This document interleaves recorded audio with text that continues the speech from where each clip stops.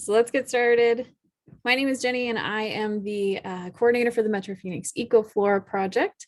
Thanks for joining us this morning. Like I said, please remain muted until it's time for our question and answer session with Ray after the presentation, but feel free to type questions in the chat as we go along. Everybody that registered will receive this recording in their email and it'll also be posted on our YouTube channel.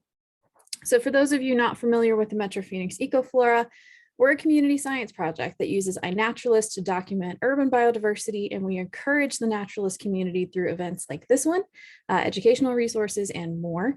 Each month we have a new EcoQuest looking for specific species or ecological relationships, or in this case, a little outside of the box thinking like pruning. So this session coordinates with the April EcoQuest, and we're focused on the top 5 not wanted types of pruning, and I'll put a link to the EcoQuest in the chat. I'll also put links for more information about EcoFlora including our website and our newsletter sign up. So in coordination with EcoQuest, we have Ray with us today. Ray is a trails horticulturist for Desert Botanical Garden and an ISA certified arborist and municipal specialist. He's been a horticulturist for 22 years, with 16 of those years spent at Desert Botanical Garden. Ray will share his expertise with us and the best pruning practices and how to not do those not wanted pruning cuts. So put your hands together and welcome Ray. All right, thanks everybody. And thanks for the invite and the opportunity to speak to the EcoFlora group. The way I kind of divided out this presentation is, I think I'll start talking just a little bit about tree biology, nothing real heavy, nothing real in depth, but talk about the parts of that that are relevant to the kind of pruning that you might end up doing in your own yard or that you might see done around the valley, and then get more into some of the specifics, like some of the techniques, why certain cuts are made at certain places, timing of pruning, this sort of thing, and then kind of wrap it up with a few of the more common mistakes that you're kind of likely to see around the valley. So as she said in the introduction, I'm with the Desert Botanical Garden. I'm a certified arborist and municipal specialist through the International Society of Arboriculture, an organization I'm glad to be a part of.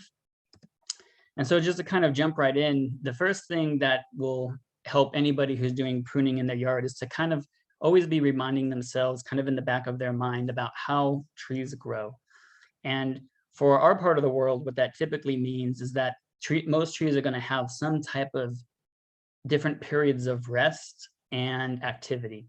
So some parts of the seasons, like for us, it's the winter, depending on the tree species, more or less. In the winter, there's a period of dormancy. Then they start to break out of that during the spring, and they have a growing season that more or less goes from the spring equinox to the autumn equinox. And after that fall equinox in about mid-September, a lot of trees will start to harden off and kind of close down their production, close down their growth, and they're getting ready to kind of go into that semi-winter dormancy period. Now, of course, you know, in our part of Arizona, our winters can still be kind of warm, not anything like the summer, but so trees are sometimes doing a little bit of growing. That's especially true for maybe some of the trees that you'll see that don't drop any of their leaves, like mesquites don't do a complete leaf drop unless it gets really cold, just by way of example. But for the most part, a lot of trees have this kind of period of activity and dormancy, and that's going to kind of influence the kind of pruning that we do. And it's also going to influence how the trees are going to react to that kind of pruning. So as most of you know, I'm sure, trees undergo photosynthesis, and this becomes the way in which they are providing and feeding for themselves. I've heard in some different quarters the idea of fertilizers kind of being referred to generically as plant food, but that kind of gives you the wrong impression that what plants get from fertilizers are the basic building blocks for cellular structures or for different types of tissue within the tree, but that's not what they use to metabolize. It's not what they use to grow. Their growth, that energy is provided 100% through photosynthesis, which is going to come in through the leaves, and then that energy travels down each individual branch, down through the limbs, down through the trunks, and into the roots. So the energy that's produced via photosynthesis, it's being collected at the top of the tree, and then it's redistributed down the entire tree, down into the roots. And if the year has been good, if they've had water, if they've had what they need, they can produce some extra energy, which they can store in the roots or store in different parts of their tissue and structure. And they can do this through the phloem. That energy, that photosynthate, it travels through the phloem, which are kind of like these little narrow, almost like straw-like structures that run a lot of the times just below the bark, or maybe an inch or two into the bark, depending on the species of the tree, but it's very close to the surface. And likewise, trees are drawing their water from the soil through the roots, through the trunk, the limbs, and into the outer portions of the canopy. And they're doing it via transpiration. And just like the phloem, those xylem corridors, they're located not too far from the surface area of the bark of the trunk.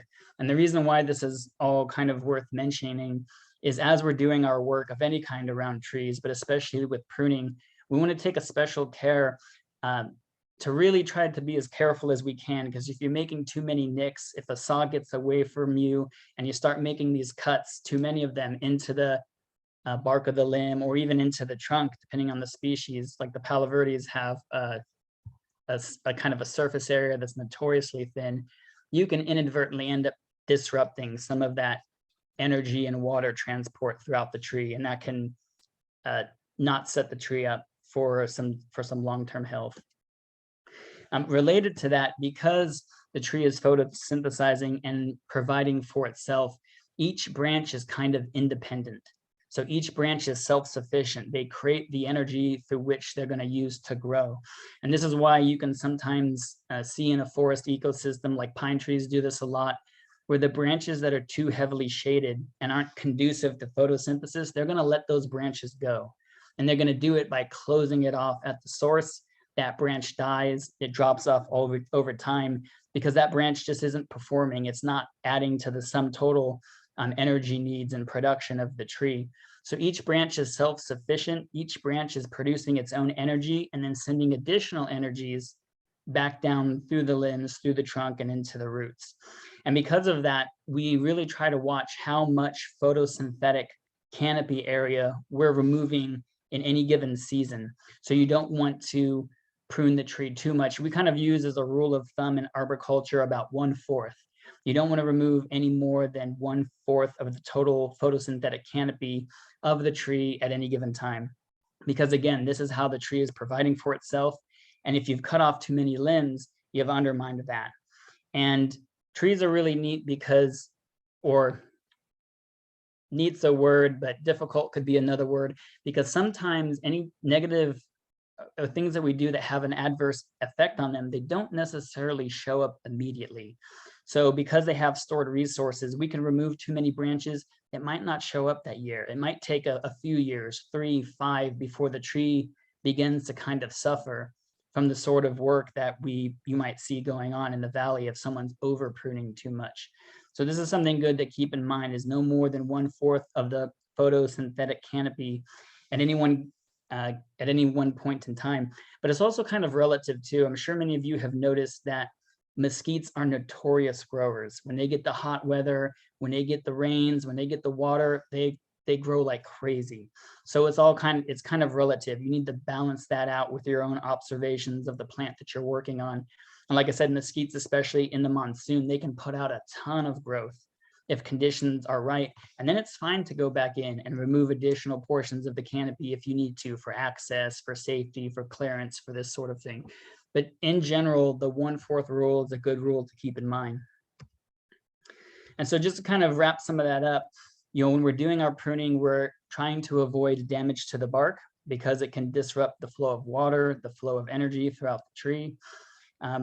We're looking to make sure that our pruning wounds are in specific locations. I'm going to talk more about that in a little bit, but that's also related to the tree's natural response to the kind of work that we're doing. And that response to injuries, response to pruning wounds, it begins to take effect after about 4 hours or so before the tree begins to seal itself off. And removing too much of that photosynthetic canopy, like we had said, this can undermine the tree's ability to feed itself. And trees have this ability called dynamic equilibrium, which means it can take resources from different parts of itself and redirect them someplace else. and this will impact the way trees respond to pruning. So for example, if you're doing a lot of pruning beneath the canopy, the tree can sense that in some way, or sense that it's losing branches from that portion of itself, take some of that energy and redirect it higher into the canopy or further out into the limbs. So the trees can redirect their own resources in response to the kind of work that's being done on them. So just to get into kind of more the structure of the trees and how this is going to impact the kind of pruning you want to do or be on the lookout for, the first thing to consider are the unions. This is where the branch or the limb is attached to either the limb or the trunk. And these unions, as you can see in the picture, they can be weak or strong. And what we consider a strong union to be is one that has enough space, enough width between those two different branches that it can develop a lot of connective tissue to support the weight of the canopy that's going to be at the other end of the limb. And so you can see that with the strong union. The weak union, we would call this a weak union because it's too narrow. So if it has too much of a V shape versus a U shape, too much of a V kind of shape, means that the tree can't totally create all that connective tissue around its point of attachment to sufficiently support the weight of the canopy that's going to develop later on. So this is something to keep an eye out for while we're doing our pruning, is the favoring of strong unions versus the kind of disfavoring of weak unions. And unions are also important because it's in that location where you're going to find a lot of the stored energy and the stored hormones for defenses and regrowth that the tree is going to use in response to the pruning work that's done. So this is a benefit to make sure that pruning is done at the unions, at the point where the tree can most successfully seal that injury off and have the hormones and the defensive chemicals available to protect itself from bacteria, from infection and viruses and this sort of thing. So this takes place at the unions. Now trees, they're able to repair damage to themselves, but it's not regenerative. It's not the way that human tissue is damaged. You get a cut, that tissue will regrow, it will regenerate, it will repair itself. Trees don't do that. We say that they seal themselves off. So have you ever seen in movies, if there's like a breach in the hull of a ship or a submarine, they have doors that can close and kind of seal shut to lock off the rest of the vessel from the incoming water. This is the same kind of idea with the tree. The tree can seal itself off and lock itself down from outward sources of infection if it's had some type of wound. It can be an injury of one kind or another, or from the kind of pruning that we're doing. So the tree won't heal itself, but it will seal itself off by activating different cell walls in it. And you can kind of see in the photograph, the way you can tell where the union is or where you would want to make your cut is demonstrated here in the photograph. You can see right here, this is part of what we would call kind of the branch bark ridge. This is it's kind of the heart, it's the point where the branch is meeting and kind of butting up against the tissue of the trunk. And just beyond that is what we call the branch collar. And this is where the chemicals are going to be stored. This is where the hormones are going to be stored. This is where it's going to be most easiest for the tree to seal itself off. And as you can see, if you were going to make a cut, you would want to make it just outside that branch collar, not past it. You don't want to cut through the branch collar because you're losing all those benefits that I just described. So here's kind of a cross section to give you a better idea of how something like this works. Without going into too much detail, you can see the different numbers represent the different types of cell walls that can form to defend the tree against injury. If you see here, this kind of faded, it might be a little hard for you to see, but their wall 1 is at the bottom or beneath the pruning wound. And that wall, that cellular wall, that prevents decay from spreading down from the injury site. There's an area called wall 2. This is behind the pruning wound. This prevents decay and bacteria from kind of going towards the heart of the tree or the core of the wood. Then there's a third wall here. This prevents decay from kind of spreading across the circumference of the pruning wound. And then finally, as the tree is creating new tissue to kind of seal it off, you can see this is a point of decay from an old injury here in this part of the slide in the tree.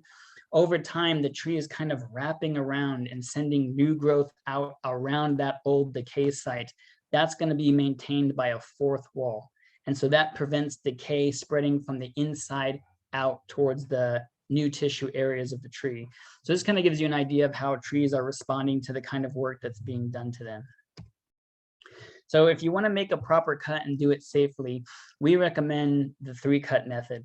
And the way this is done is you would make your initial cut underneath the branch, as you see in the diagram. And this, you do this until you get about halfway through the branch, or until the branch kind of begins to pinch off that saw. Then you wiggle your saw out and you make your second cut.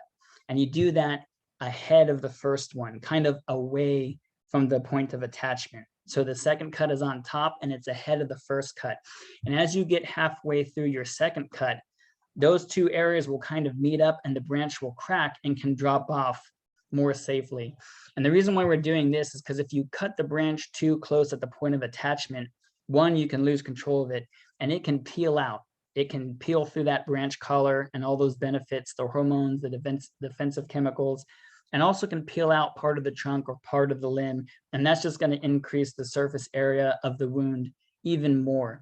So if you do the 2-cut method, you can alleviate all that weight from the branch because it will drop. And then you also won't have to manage or support that weight. So you don't necessarily have to hold this heavy branch as you're trying to make your third and final cut. And the final cut is going to be at the point of attachment, just outside of the branch collar, as you can see in the diagram.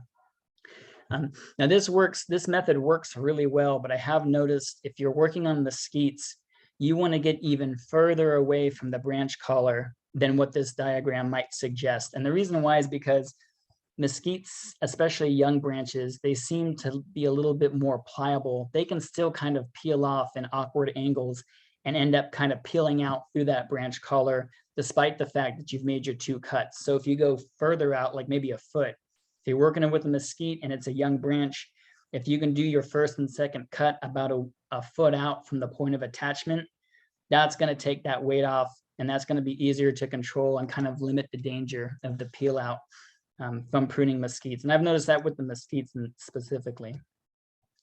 So this is just a diagram to kind of give you another visual of how to look for the union, how to look for the branch collar. The branch collar is very obvious when it's obvious, but sometimes in desert trees, it's not so clear cut. Like if you look at this photograph of the Palo Verde right here, this doesn't really have a very distinct branch collar. So it's harder to find, it's harder to locate, but you can still see some of the giveaways. You can see the branch bark ridge right here. And if you ever kind of forget, a good rule of thumb is to make your cuts in such a way that it's reducing the surface area of the pruning wound. So we recommend, as like a rule of thumb, you can use a 90-degree cut, kind of what you see here, to keep safe so that the surface area of that pruning wound has been limited. What you definitely don't want to do is make a cut that kind of goes right through all that tissue. We would call that a flush cut, something that's right up against the trunk or the branch of the tree. So this kind of gives you another example of how you can locate that when it's not obvious. And in desert trees especially, it's not always clear where that branch collar is, but the point of attachment, of course, is always clear. So another good reason to be cutting at the unions is when we do things like we leave stumps, as you can see in the photograph right here. These stumps, not only do they look a little unsightly, but over time, you can see in the photograph across from it, this cross section of a trunk, stumps can become embedded into the future tissue of the tree. And this can create kind of awkward growth, but it also can trap in decay. You can see the decay column here that's kind of embedded into the now a future tissue of this tree. So avoiding leaving stumps like this, like you see on the photograph on your left, is a good way to make sure that decay doesn't have a chance to spread too deep into the plant. And that's true whether you're making cuts with the loppers or even cuts with a saw. And so with those loppers, this kind of gives you another good rule of thumb to go by is when you're making your cuts, you want to make sure your blade is closest to the point of attachment of the branch. So you can see the way it's been flipped. A lot of these pruners, they have these guide bars that you can kind of slip into branches and they help guide the cut. You want to make sure that the blade is closest to the point that you're cutting at, as this kind of diagram shows. So another thing we keep a lookout for when we're doing pruning for the long-term health of the tree is this idea of codominant stems. And these can be branches, they can be limbs, they can even be trunks. And the codominant branches or trunks, these are the branches or trunks that are at the same point of attachment, they're at the same union, but they have the same size diameter of growth. And you can see that in the bottom of the photograph here.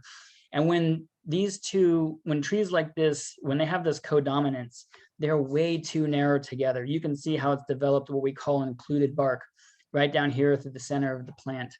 And that included bark, it doesn't allow the tree to develop the connective tissue that it needs entirely to support the weight of the canopy. And these codominant stems, they are famous for, this is what's gonna likely to split out in a storm.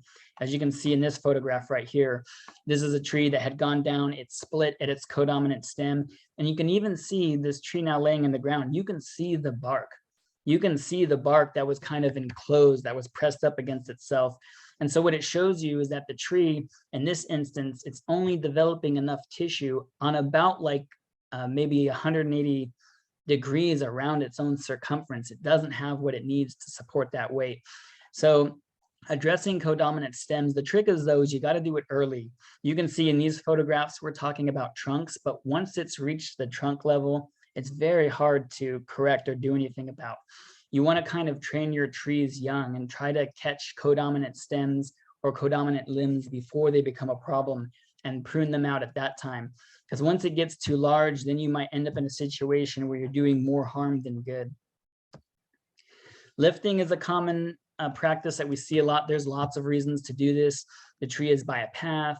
The tree is by the carport. It's too close to the door. It's too close to the roof. You can think of many instances where you would want to lift the lower canopy of a tree.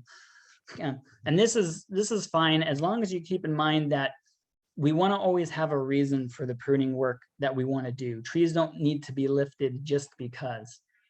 We lift them because we're kind of solving some problem. Again, it's too close to the sidewalk. It's too close to the car. We're addressing some issue in the work that we do. And this is especially true with desert trees, because I'm sure as many of you know, a lot of desert trees, they have this natural tendency to send their branches to the ground. And they're doing that on purpose as a way to shield the trunk from too much of this intense sunlight and heat that comes through, especially in the summer. So palo verdes, ironwoods, mesquites, they all, especially the mesquites, they all want to send those branches to the ground to kind of shield themselves like a heat shield. So if those don't need to be removed, then it's maybe something to avoid. But if we have to, if we're solving some type of problem, this is when it becomes okay to do. Something to keep in mind though with the palo verdes that we've noticed a lot in the garden is that if they are pruned too much, especially in the late spring and in the summer, it opens parts of the tree up to sunlight that wouldn't have gotten sunlight necessarily before. And that can burn the tissue of the palo verde, and the palo verde especially because their bark is so thin. And if the bark of a palo verde burns, that damage is permanent and it can spread a lot of decay. It can be really significant. And if it happens enough, if it's widespread enough throughout the tree, it can actually bring down healthy trees. So kind of being aware of a good time to prune and being aware of how much sunlight we're letting into a tree that maybe necessarily doesn't need it and doesn't want it. And you can keep that in mind based off the season. So again, with palo verdes especially, it's good to watch your pruning on them if you're doing it in the late spring and in the summer, and especially on the south and the west side of those plants, because you don't want to accidentally open up the tree to too much sunlight. It's going to cause this kind of damage. Another type of pruning practice that we see a lot is thinning. And thinning is very interesting because it's something like lifting that doesn't necessarily need to happen. So if you find yourself doing some thinning, you want to make sure that the thinning of your tree, that you're kind of answering a question or solving a problem. There's a lot of reasons why thinning might take place. It might be removing competing branches that are growing too close together, codominant stems, things like that. So correcting defects within the tree can kind of thin it out. And you can see the difference in the before and after photographs. This tree has been thinned. Its canopy hasn't been reduced, but some of the interior branches have been pulled out for one reason or next. So this would be a thinning, but that can be taken too far. And I'm sure you've seen this a lot in the valley, this idea of lion tailing. You see this all over the place. And what's happened here is too many of the interior branches of this tree have been pulled out. And as a result, the tree, like I mentioned, it's sensing the loss of those branches. And so it's going to send its resources elsewhere, particularly onto the outer portions of that limb. So you see this kind of adventurous limb that's on the left of this tree in a photograph. It's just going to keep sending out new growth, loading growth. And this acts almost like a lever. This is a branch that's begging to be pulled off during the storm because there's too much weight. There's too much play at the end. There's not enough interior branches to kind of help dissipate the force of the wind when a storm comes through. So this can cause a lot of damage to trees. This is actually one of the #1 bad pruning techniques you'll likely to see in the valley. And once you see it once and kind of acknowledge it and see it, you're going to see it everywhere in parking lots and residential areas and so on. And it's not easy to correct. It takes mostly time. So if we were going to fix the lion tailing that was done on this tree, we basically have to wait for the tree to kind of rebuild its own internal structure by developing new branches on the interior along that trunk, and then not removing those branches, letting them grow in, letting them fill out the kind of interior of the tree. And over time, and it takes years, but over years, it can be corrected. So by contrast, and I bring this idea up of crown reductions because some people have a tendency to want to pull out the interior parts of a tree because they think it reduces wind loading on the tree, but it doesn't. It actually makes the wind loading worse. If you were in a situation where you wanted to prepare your tree, say for a monsoon, if it was too big, if there was like too much new growth, a big flush of activity, then you can do something called a crown reduction. And unlike the thinning, this is where the interior parts of the tree have not been touched, but the outer canopy is being reduced. And they've done some really interesting studies that have shown that if you can reduce the outer canopy, the outer crown of a tree by 10%, you can reduce the wind loading force on those branches by about 30%. So pulling out the heart of the tree, that's no good. That's not going to help with storms. But reducing some of the crown or reducing the canopy, that's more likely to get the results that you're looking for. And the way we do that is through something called reduction cuts. And reduction cuts, it's simply the idea of removing the larger diameter branch, because that's where most of the weight's going to be. So if you want to reduce the length of the tree, it's sometimes best to do a reduction cut and take out kind of the larger diameter and leave back the more smaller diameter branches. But if you do that, if you do a reduction cut, you need to make sure that the branch that remains is at least 1/3 of the diameter of its point of attachment. And you can kind of see that down here in the bottom. You know, there's been a reduction cut here. The larger diameter branch has been removed, but the one that's staying is sufficiently large enough to assume the new growth. If it's not, if it's too small, if it's less than 1/3 of the diameter of the branch it's attached to, this branch may or may not assume the new growth, and the tree might decide to shut down this branch further down the line and give those resources to a branch that is large enough to assume the new growth. So this is something to keep in mind, this 1/3 rule, if you ever find yourself doing these kind of reduction cuts. Crossing branches is something that we run into a lot, and I mentioned it just briefly in that a lot like with the codominant stems, the time to correct a crossing branch is when they're very young, or if you can get them while they're young, if you can kind of solve a problem before it becomes a problem, that's the way to go. You can see in the other photograph that these branches are crossing, they're actually impacting their tissue, but I would say that this branch is way too large to remove. If you were to cut this limb, when it's this size, you're going to open a huge pruning wound that's going to do more harm than good. So for crossing branches, and really for any structural pruning in general, the time to do structural pruning is when the tree is young. So if you kind of solve problems before they become problems, that's the way to go. Now, we've seen this a lot. This is what they call topping. This is where someone has come along and they've just cut, not at a union, not at any particular place, just a cut right in the middle of the limb of the tree. And this is really common. I think people do it because they think they want to inspire a new flush of growth and maybe have a canopy that's full, or I think they're doing it for aesthetic reasons. They're definitely not doing it for the health of the plant, though. This is going to wear on a plant over time significantly.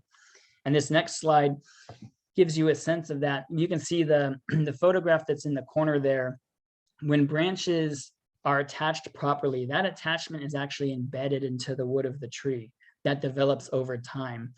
But when this kind of topping, when this heading is done, branches, they sprout out all over these wounds. And just like with the codominant stems, they don't necessarily develop enough of that embedded connective tissue to then support their own weight.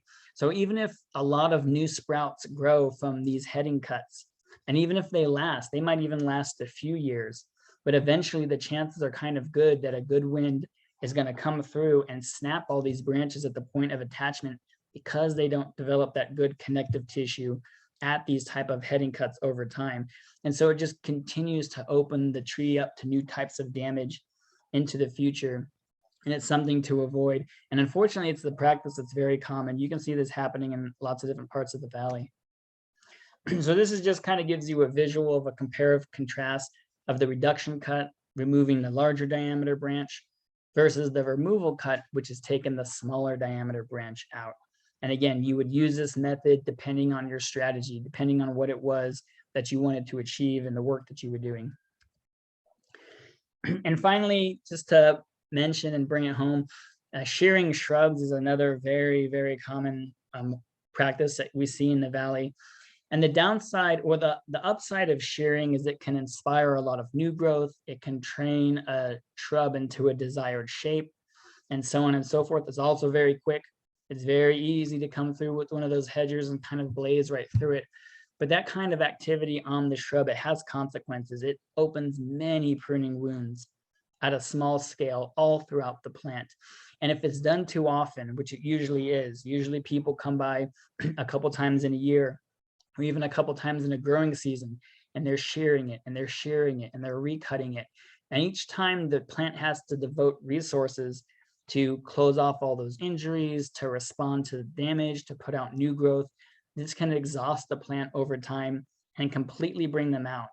If shrubs are pruned at a slower rate and pruned at the unions, not with the shears, a shrub can last for years, even a decade, as opposed to maybe having a life of a couple years or 3 years if they're continuously sheared. And then that's what happens. The shrub fails, and then you have to replant, and that's an additional cost, to say nothing of being a waste of resources. So shearing does have its benefits. This is why people do it. It's quick, it's easy, it gives a shape, it inspires a flush of growth, but it has consequences too. And that's it. Awesome. Thank you so much, Ray. We have some questions in the chat, so I'm going to read the ones from the chat first. I got to scroll back, everybody, so give me a second. First one that we had was, are you able to make recommendations for Phoenix area arborists? And that's something that, so in Arizona, the requirement for landscaping is basically a general contractor's license, meaning you can have little to no knowledge about plants and have a landscaping company and do the work. So I think this is a really important question, as a good resource for a list of arborists that we can reference. I'm not sure about a list. I can say that companies that we've worked with in the past, one of them is Bartlett Tree Care Company. Bartlett is a good company because they have an entire science division that influences and contributes to the pruning work that they do. We've worked with Integrity Arborist or Integrity Trees in the past, and they've been good. Their work has always been good at the garden too. But beyond that, I'm not sure if there's a central list. The ISA does have a list of certified arborists in any area. So you can contact the ISA. I think there's a way to look it up on their website, and you can see who's actually certified in the Phoenix area and contact them directly. But beyond that, I'm not sure. I actually don't get out a whole lot beyond the garden to see who else is doing work and where else they're doing it. But the ISA would also be a good place to start in finding certified arborists who can do work for you. Yeah, absolutely. Give me a moment. Glendale put together a really good list. It has definitions of what, the terms mean, like horticulturist. So you can look at that list and they actually have a really good reference. So I'll pop that in the chat as soon as I can find it. But our next question is, what is the best time of year to prune desert willows? That's a good question. You can prune them in the spring when they're getting ready to send out that big flush of new growth. And then you can also do it again in the fall, or you can do it right after a monsoon storm if it becomes very necessary, but the fall might be the next best opportunity to do that. Willows don't tend to burn as much as some other trees, like the Palo Verde I mentioned. They have that bark that's more furrowed, more hardy, so they can take more of that heat. But those would be the two seasons to kind of keep in mind, in the spring or again in the fall. Awesome. Next question is, I have a pomelo and have a hard time identifying a sucker versus a new growth area. That's a good question. Well, it depends on which branch you want to keep, because a lot of these trees will send out suckers to kind of help drive photosynthesis to compensate for something else that's going on in the plant. So they can be left, or if that's not convenient, if they're actually kind of taking more resources and they can contribute, those suckers can be thinned. And if left on their own, some of those suckers will become new branches. So you would kind of have to evaluate where is a good place for a new branch potentially, where is there a space for a new branch, and can kind of use that as a way to guide which suckers you want to leave behind, and which ones you want to remove. And that's something for the fruit tree, but some trees, just to throw it out there, like the ironwood, they put out a lot of suckers naturally. So depending on the species, it might not always be necessary to kind of be on top of removing those suckers if it's not bothering a tree or bothering something with the property or the yard. So you kind of have to evaluate it based off the tree and based off your own needs. Kind of in line with that question, we have lots of suckers growing on the bottom of my lemon tree. Can they be pruned now? That's a good question. We're so close to the summer, I might wait and see how that goes, because some of these trees, their bark is thinner than others. And again, if you introduce too much of this sunlight, you probably remember when they used to do this white paint on the citrus, white paint on the oranges especially. That's why they were doing it, as a way to kind of repel the sunlight and protect that bark. So if it didn't have to be done immediately, you might kind of defer it to the fall, but then kind of get it in September or get it in October. October would actually be good for thinning those out.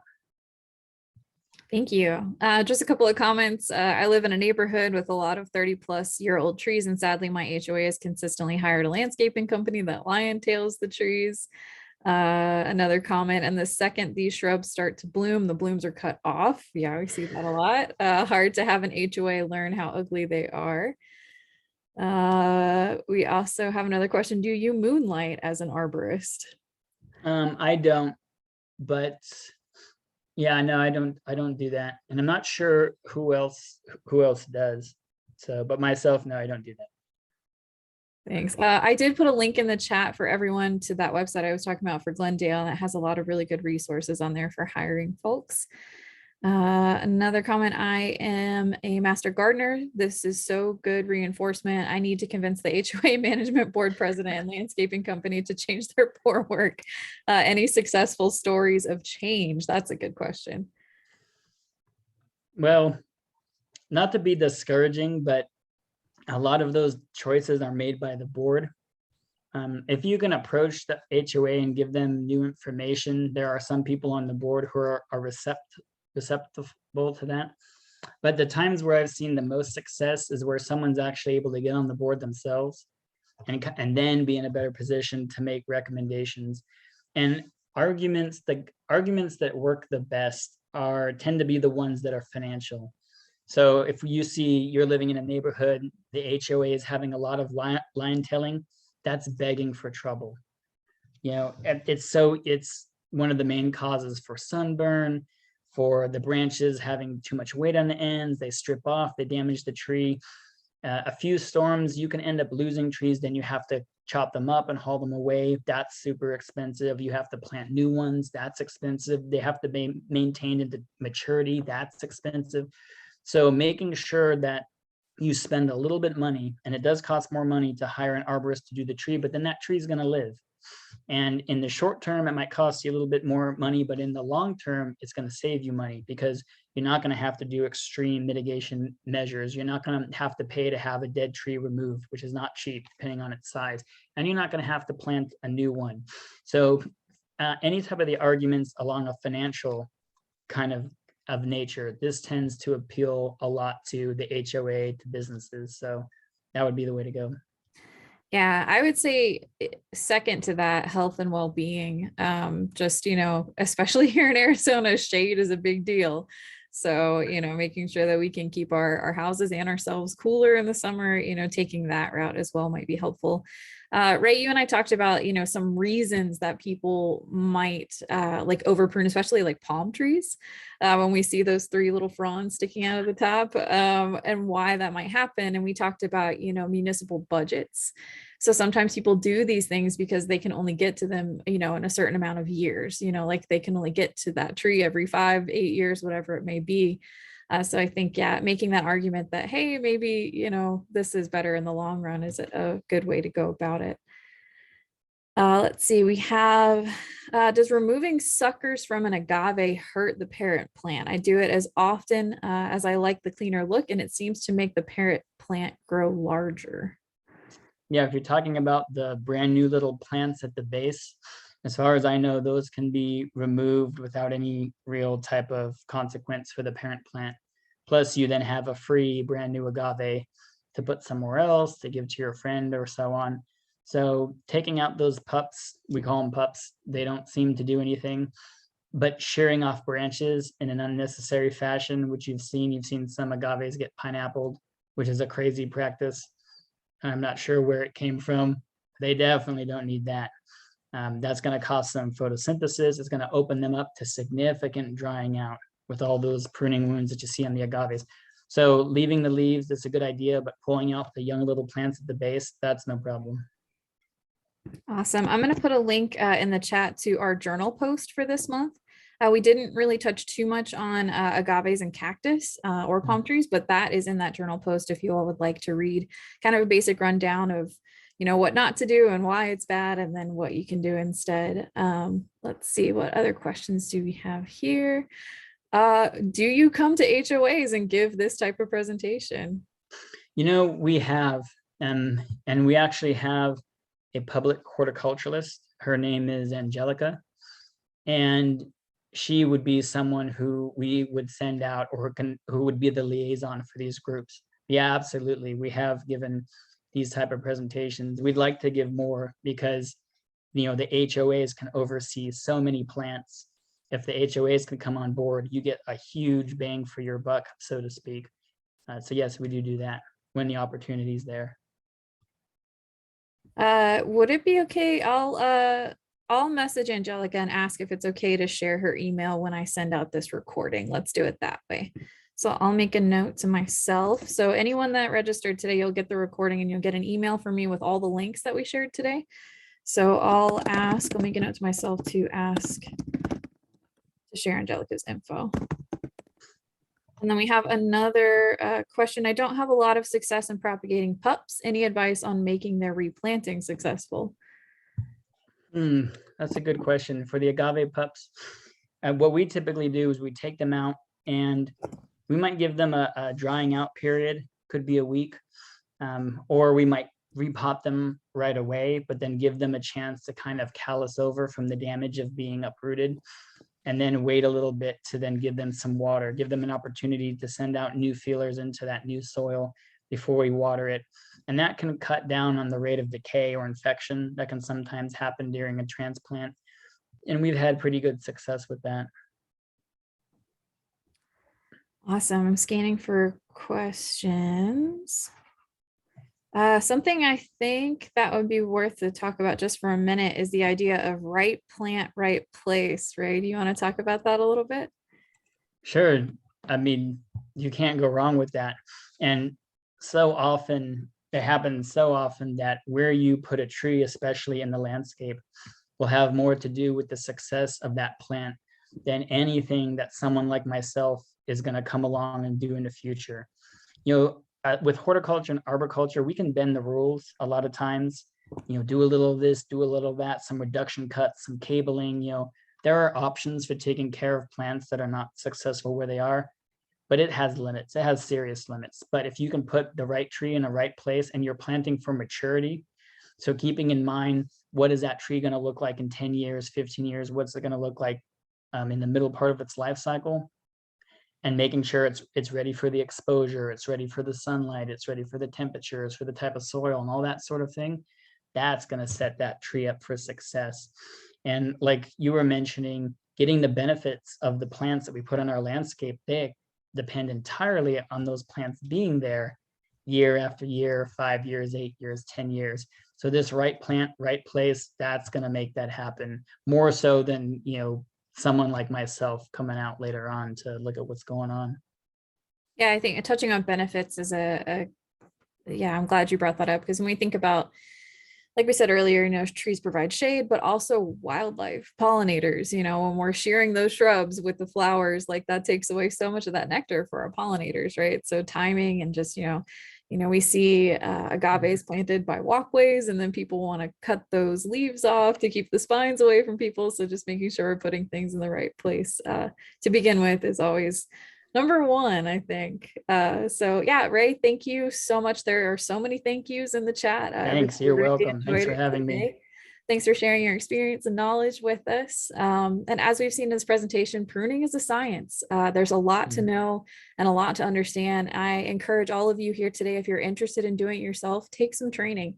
And if you're hiring someone, make sure they're certified. Check that list that I sent the link to. I'm going to place, or I have placed links to Desert Landscape School in the chat. DLS is a signature program at Desert Botanical Garden that offers professionals, homeowners, and gardeners an opportunity to learn from experts like Ray about all aspects of desert landscaping. And the courses are available in person and online. And there's actually the pruning and maintenance class that starts the week of April 18th. So I put a link to that as well. And one last thing, I'll put a link to our Eventbrite page for EcoFlora in the chat. So if you want to join us for more events like this one, you're welcome to, and you'll get an email from me with this recording. And like I said, all the links. So if you want to message me and have more questions after that goes out, please feel free to reply to that email. But I hope everyone enjoyed learning from Ray. It was really fantastic. And I hope you enjoy the rest of your day. All right. Thanks, everyone. Thanks for having me. All right, we've got a you rock, Ray. All right. Thanks, everybody. Thanks, everybody. Have a great day. See ya. Bye.